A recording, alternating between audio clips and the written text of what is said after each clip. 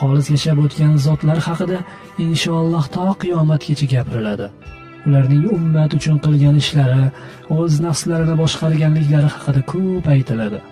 Bizning dasturimiz ham aynan ana shu insonlarning hayoti haqida.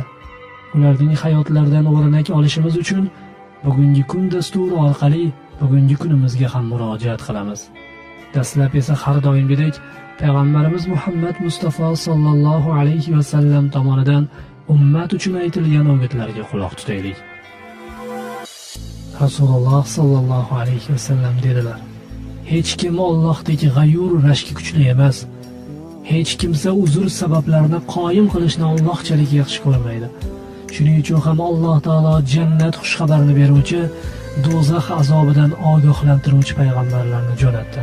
Shuning uchun Alloh taolo jannatni va'da qildi. Ibn Abu Osim rivoyati.